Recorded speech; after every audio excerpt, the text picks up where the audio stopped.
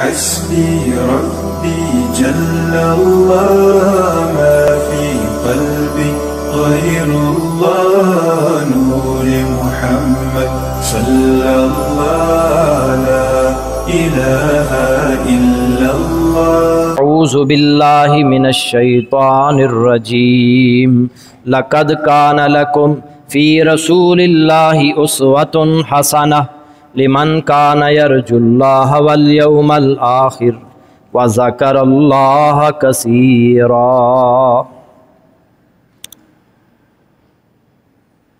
حضرات، تمام انبیاء کی سب سے بڑی ذمہ داری اللہ کی توحید کی دعوت دینا تھی، اور اللہ کی توحید کی دعوت دینا یہ سب سے افضل عمل اور عظیم ذمہ داری ہے۔ سید الاولین والآخرین امام الانبیاء محمد رسول اللہ صلی اللہ علیہ وسلم نے بھی اپنی دعوت کا آغاز نماز، روزہ، حج، اخلاق اور آداب سے نہیں کیا، بلکہ توحید باری تعالیٰ سے کیا۔ لوگوں سے کہا قولوا لا الہ الا اللہ، لوگو لا الہ الا اللہ کہہ دو، کامیاب تفلحو، کامیاب ہو جاؤ۔ اور رسول اللہ صلی اللہ علیہ وسلم ابتدا سے لے کر وفات تک یہی توحید کی دعوت ہی دیتے رہے۔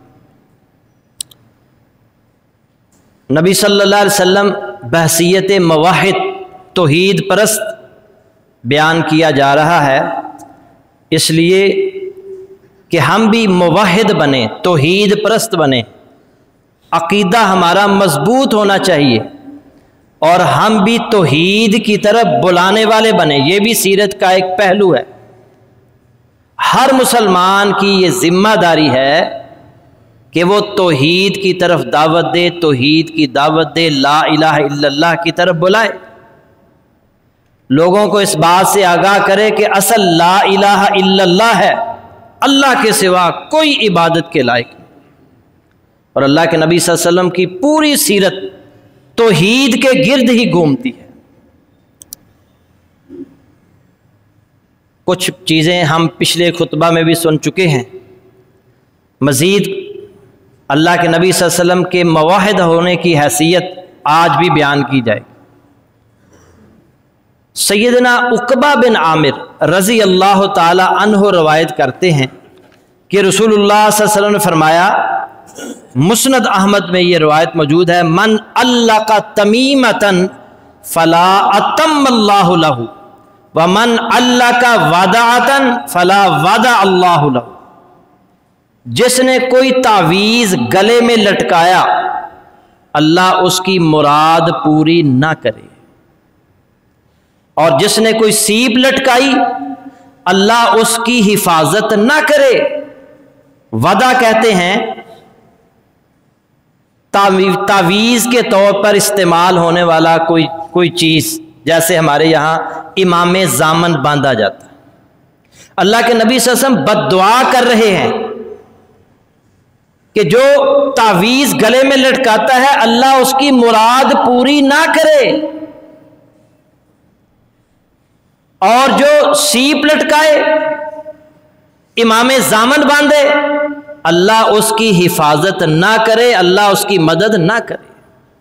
یہ بد دعائیہ کلمات۔ کیوں؟ یہ سمجھانے کے لیے کہ تعویذ بندہ جب لٹکائے گا نا، اس کے ذہن میں یہ بات بیٹھ جائے گی کہ اتار دیا تو مجھے یہ نقصان ہو جائے گا، یہ مسئلہ ہو جائے گا، اس کا پھر عقیدہ اللہ پر مضبوط نہیں رہتا۔ اس لیے اللہ کے نبی صلی اللہ علیہ وسلم نے بد دعا فرمائی ہے جو تعویذ لٹکاتا ہے۔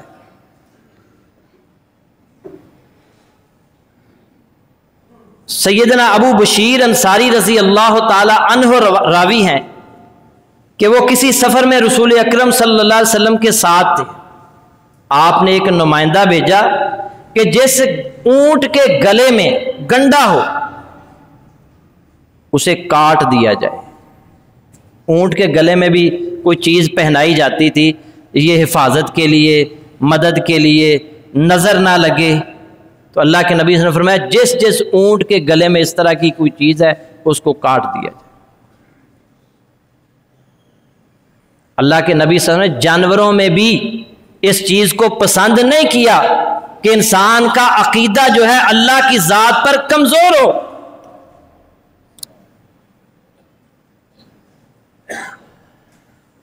نبی صلی اللہ علیہ وسلم، سیدنا زید بن خالد سے روایت ہے، نبی صلی اللہ علیہ وسلم جب عمرہ کے لیے نکلے 1400 صحابہ کے ساتھ، جہاں پر بعد میں صلح حدیبیہ ہوئی، مشرکین مکہ نے عمرہ کرنے نہیں دیا، تو اس رات نا جب سفر پر آ رہے تھے تو بارش ہوئی، آپ نے فجر کی نماز پڑھائی اور فجر کی نماز کے بعد فرمایا کیا تمہیں معلوم ہے کہ تمہارے رب نے کیا کہا ہے؟ صحابہ کہنے لگے اللہ اور اس کا رسول ہی بہتر جانتے ہیں۔ تو آپ صلی اللہ علیہ وسلم نے فرمایا اللہ نے فرمایا ہے میرے کچھ بندوں نے اس حال میں صبح کی ہے کہ وہ مجھ پر ایمان رکھتے ہیں، اور کچھ نے اس حال میں صبح کی ہے کہ وہ کفر کرنے والے ہیں۔ جس نے کہا کہ بارش اللہ کی رحمت کی وجہ سے، اللہ کے رزق کی وجہ سے، اللہ کے فضل کی وجہ سے ہوئی ہے، وہ اللہ پر ایمان رکھتا ہے، ستاروں پر اس کا ایمان نہیں ہے۔ اور جس نے کہا کہ بارش فلاں ستارے کی وجہ سے ہوئی ہے، اس نے اللہ کے ساتھ کفر کیا ہے اور اس نے وہ ستاروں پر ایمان رکھتا ہے۔ اللہ کے نبی صلی اللہ علیہ وسلم نے یہ واضح فرما دیا کہ اس کائنات میں حکم کس کا چلتا ہے؟ اللہ کا چلتا ہے۔ بارش پر بھی اللہ کا حکم چلتا ہے، آسمان، زمین، کوئی چیز ایسی نہیں ہے کہ جس پر اللہ کے علاوہ کسی اور کا حکم چلتا ہو۔ اللہ کے حکم کے بغیر کوئی پتا بھی حرکت نہیں کر سکتا۔ عقیدہ مضبوط کریں۔ بارش جب بھی ہوتی ہے کس کے حکم سے ہوتی ہے؟ اللہ کے حکم سے۔ یہ کسی بادلوں کی وجہ سے نہیں ہوئی، فلاں موسم کی وجہ سے، فلاں بادل کی وجہ سے، فلاں ستارے کی وجہ سے نہیں، اللہ کا جب حکم ہوتا ہے بارش ہوتی ہے۔ نبی صلی اللہ علیہ وسلم نے کسی پتھر، درخت یا انسان سے امیدیں پوری ہونے کا عقیدہ رکھنے سے بھی منع فرمایا۔ سیدنا ابو واقد لیثی رضی اللہ تعالیٰ عنہ روایت کرتے ہیں جب رسول اللہ صلی اللہ علیہ وسلم حنین کی طرف نکلے نا تو مشرکوں کو ایک درخت کے پاس سے گزرے جس درخت سے نا وہ تبرک حاصل کیا کرتے تھے، برکت کے لیے نا اپنے ہتھیار اس درخت پر لٹکایا کرتے تھے، اس کو کہتے تھے ذاتی انوات، لٹکتی چیزوں والا۔ تو جب اس درخت کے قریب سے گزرے نا تو کچھ لوگوں نے کہا اے اللہ کے نبی ہمارے لیے بھی کوئی ایسی کوئی برکت والی چیز مقرر کر دیجیے جس سے ہم بھی برکت حاصل کریں۔ تو اللہ کے نبی صلی اللہ علیہ وسلم نے فرمایا سبحان اللہ ھذا کما قال قوم موسیٰ، سبحان اللہ، حیرت کی بات ہے، یہ تو ایسے ہے جیسے موسیٰ علیہ السلام کی قوم نے کہا تھا اجعل لنا الہا کما لہم آلہہ، ہمارے لیے بھی الہ مقرر کر دیجیے جیسا کہ ان کے الہ ہیں، جیسا کہ ان کے معبود ہیں، جس طرح یہ بتوں کی پوجا کرتے ہیں ہمارے لیے بھی کوئی الہ مقرر کر دیجیے۔ آپ نے فرمایا والذی نفسی بیدہ لترکبن سنت من کان قبلکم، اس ذات کی قسم جس کے ہاتھ میں میری جان ہے تم ضرور اپنے سے پہلے لوگوں کا طرز عمل اختیار کرو گے، ان کی مشابہت کرو گے، ان جیسا کرنے کی کوشش کرو گے۔ اللہ کے نبی صلی اللہ علیہ وسلم نے غیر اللہ سے، کسی پتھر یا درخت یا انسان سے امیدیں پوری ہونے کا عقیدہ رکھنے سے منع فرما دیا۔ عقیدہ اللہ کی ذات پر رکھنے، امیدیں کس سے ہونی چاہیے؟ صرف اللہ سے۔ نبی صلی اللہ علیہ وسلم نے فرمایا من اتی عرافا فسألہ عن شیء، جو کسی نجومی کے پاس گیا اور اس سے کسی چیز کے بارے میں سوال کیا، پوچھا، لم تقبل لہ صلاۃ 40 لیلہ، اس کی 40 راتوں کی نماز قبول نہیں ہوگی۔ مسلم کی حدیث۔ نجومی، جب انسان نجومیوں کے پاس جانا شروع کر دے، کاہنوں کے پاس جانا شروع کر دے، تو وہ اس کا یہ عقیدہ بن جائے گا کہ یہ جو کچھ کہہ رہے ہیں نا وہی ہوگا، حالانکہ غیب کا علم اللہ کے سوا کوئی نہیں جانتا، اور جو کچھ اس کائنات میں ہونے والا ہے وہ اللہ کے سوا کوئی نہیں جانتا، کوئی نجومی نہیں جانتا۔ 100 جھوٹی باتیں بتاتے ہیں یہ 100، اور ایک آدھ بات جو ان جنوں نے فرشتوں سے سن رکھی ہوتی ہے ان کے کانوں تک پہنچا دیتے ہیں، وہ بات ان کی صحیح نکل آتی ہے جو فرشتوں سے جنوں نے سنی اور ان تک پہنچا دی، اور وہ اسی بات کا پھر ڈنڈورا پیٹتے ہیں کہ ہم نے یہ کہا تھا ویسے ہو گیا۔ یہ لوگ نہیں دیکھتے کہ 99 اس نے اور باتیں بھی کی تھیں جو جھوٹی ثابت ہوئی۔ اللہ کے نبی صلی اللہ علیہ وسلم نے یہ واضح فرما دیا کہ جو نجومی کے پاس جائے گا اس کا عقیدہ صحیح نہیں رہے گا، اور جس کا عقیدہ صحیح نہیں رہے گا اس کی اللہ عبادتیں قبول نہیں کرے گا، 40 دن تک اس کی نماز قبول نہیں ہوگی۔ اسی طرح نبی صلی اللہ علیہ وسلم نے فرمایا من اتا عرافا او کاہنن، جو شخص کسی نجومی یا کاہن کے پاس گیا فصدقہ بما یقول، اس نے اس کی بات کو سچ جانا جو اس نے کہا، فقد کفر بما انزل علی محمد، تو اس نے محمد صلی اللہ علیہ وسلم پر نازل ہونے والی شریعت کا انکار کر دیا ہے۔ تصدیق پر ان کی کرنا، اس نے محمد رسول اللہ صلی اللہ علیہ وسلم پر جو اللہ نے شریعت نازل کی ہے اس کا اس نے انکار کر دیا ہے۔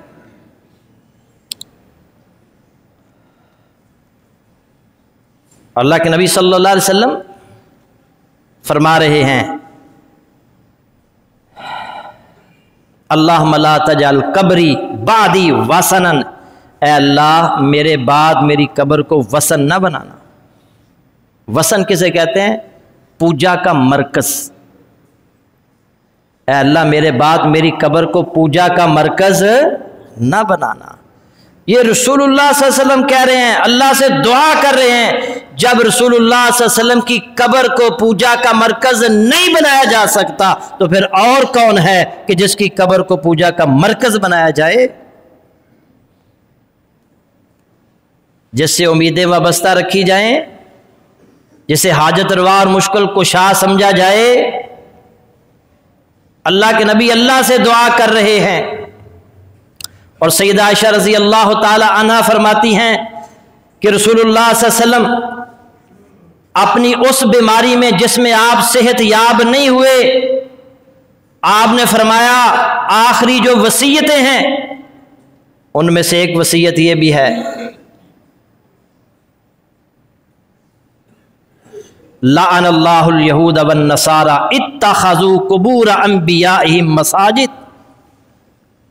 اللہ کے نبی صلی اللہ علیہ وسلم کہہ رہے ہیں اللہ تعالیٰ یہود و نصارہ پر لعنت کرے، انہوں نے اپنے انبیاء علیہ السلام کی قبروں کو سجدہ گاہ بنا لیا۔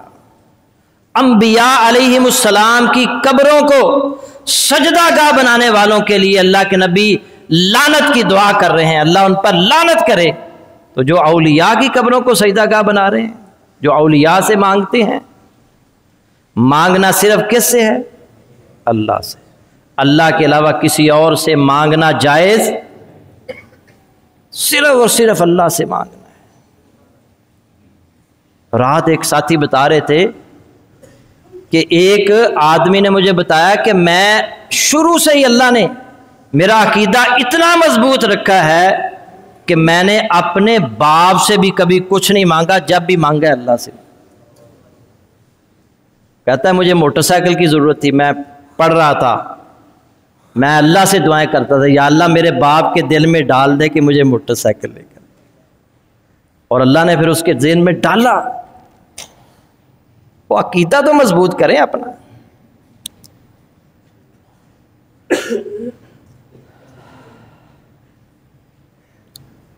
نبی صلی اللہ علیہ وسلم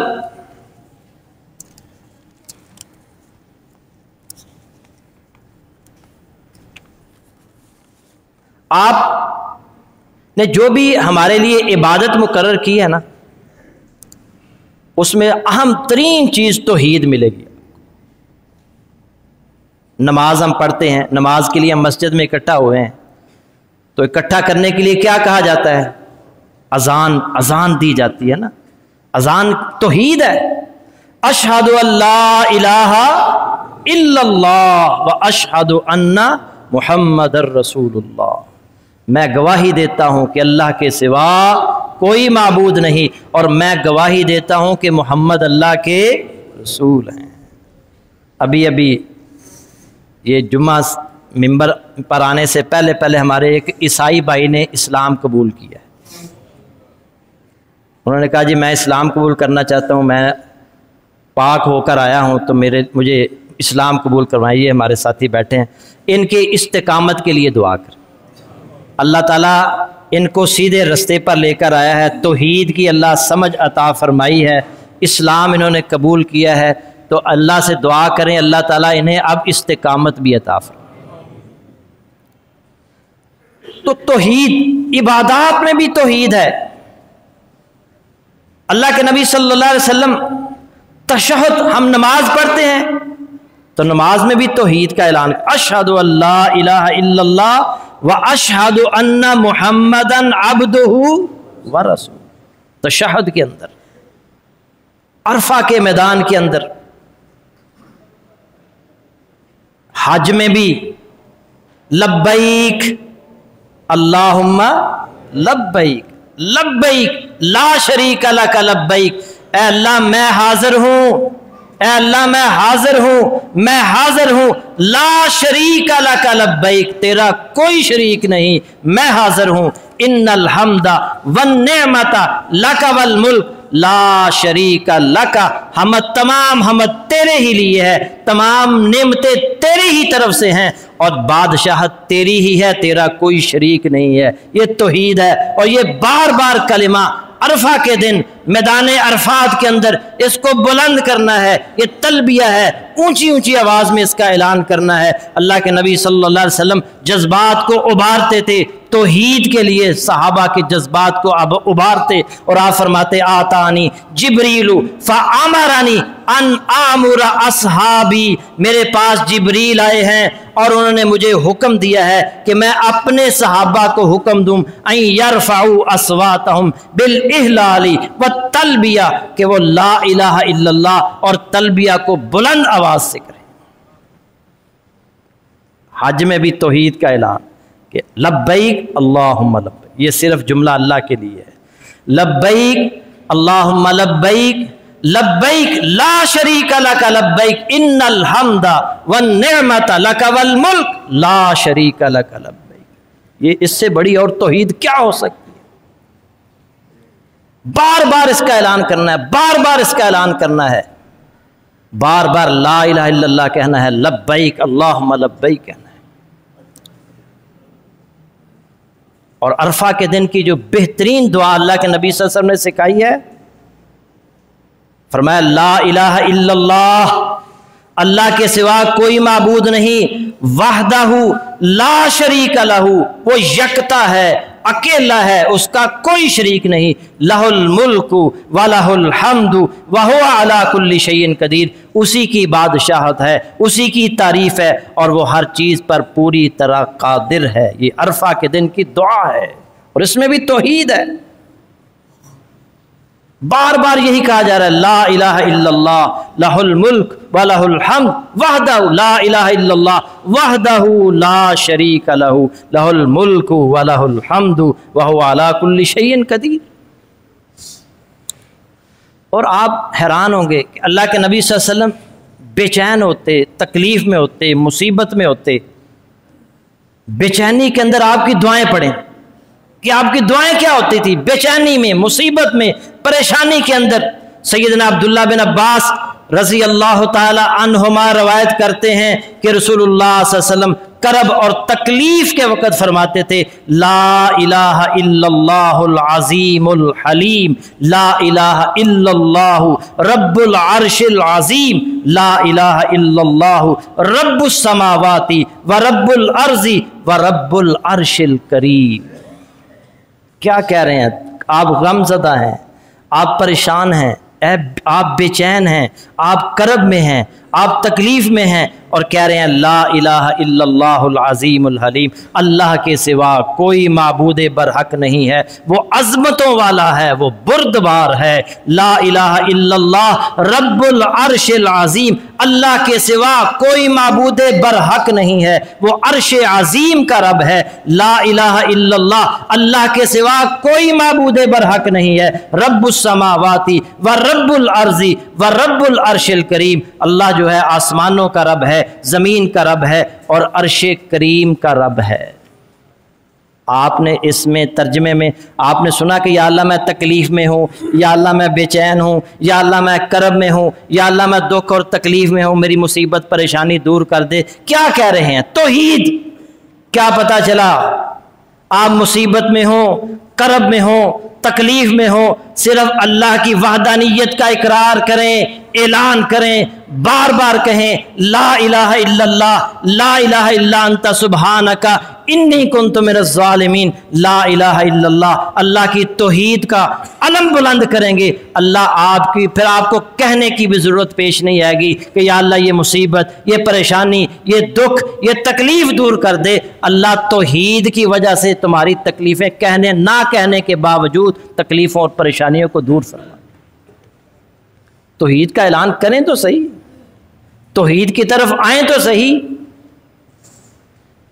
اور سب سے اہم چیز توحید ہے، اللہ کے سوا کوئی کچھ نہیں کر سکتا۔